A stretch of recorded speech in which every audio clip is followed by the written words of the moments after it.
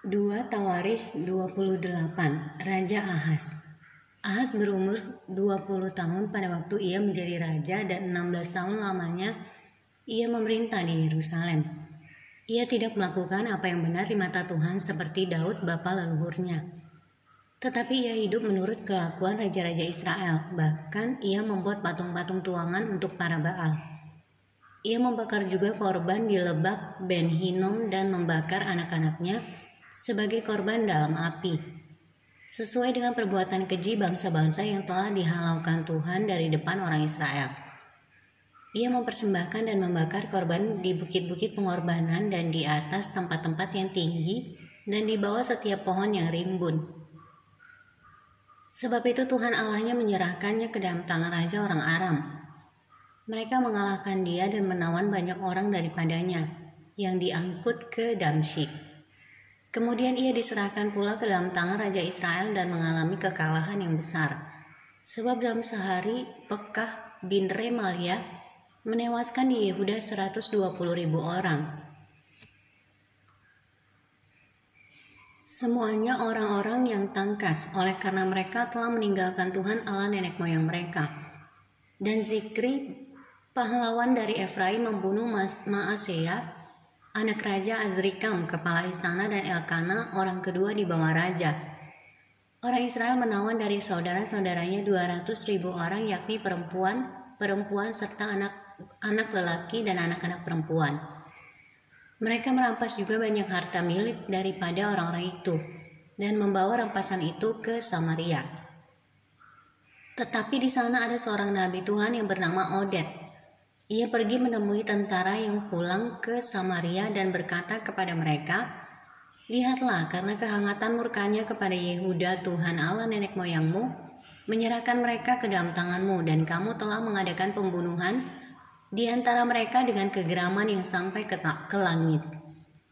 Dan sekarang kamu bermaksud menaklukkan orang Yehuda dan Yerusalem menjadi hambamu laki-laki dan perempuan. Tidak adakah pada kamu sendiri kesalahan yang besar terhadap Tuhan Allahmu? Maka sekarang dengarkanlah kataku ini.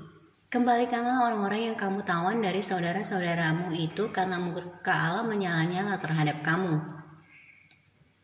Lalu bangkitlah beberapa pemimpin Bani Efraim, yakni Azaria bin Yohanan, Berekia bin Mesilemot, Yehizkia bin Salum, dan Amasa bin Hadlai, menghadapi orang-orang yang pulang dari perang, dan berkata kepada mereka, "Jangan bawa tawanan-tawanan itu kemari, sebab maksudmu itu menjadikan kita bersalah terhadap Tuhan dan menambah dosa dan kesalahan kita. Sudah cukup besar kesalahan kita, dan murka yang menyala-nyala telah menimpa Israel." Lalu orang-orang yang bersenjata itu meninggalkan tawanan dan barang-barang rampasannya di muka para pemimpin dan seluruh jemaah. Dan orang-orang yang ditunjuk dengan disebut namanya bangkit, lalu menjemput para tawanan itu. Semua orang yang telanjang mereka berikan pakaian dari rampasan itu. Orang-orang itu diberi pakaian, kasut, makanan, dan minuman. Mereka diurapi dengan minyak, dan semua yang terlalu payah untuk berjalan diangkut dengan keledai dan dibawa ke kota Yeriko, kota pohon korma, dekat saudara-saudara mereka. Sesudah itu orang Israel itu pulang ke Samaria. Pada waktu itu Raja Ahaz menyuruh utusan kepada Raja negeri Asyur untuk memohon bantuan, karena orang Edom telah datang pula dan mengalahkan Yehuda serta mengangkut tawanan-tawanan.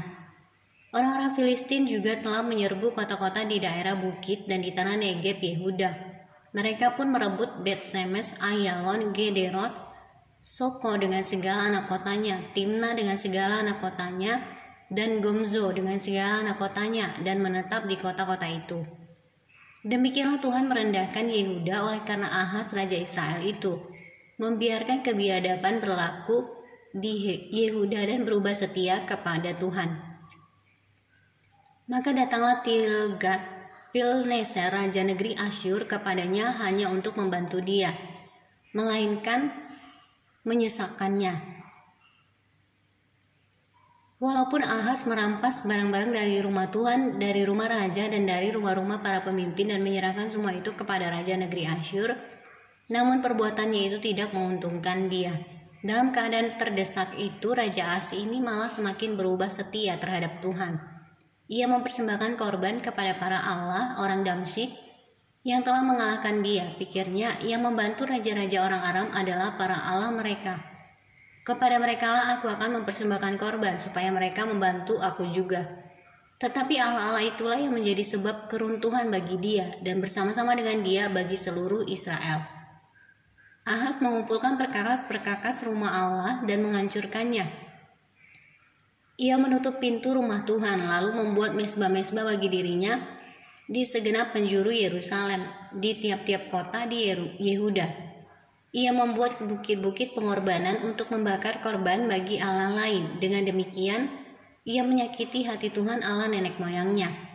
Selebihnya dari rakyatnya dan seluruh tingkah langkahnya dari awal sampai akhir, sesungguhnya semuanya itu tertulis dalam kitab Raja-Raja Yehuda dan Israel.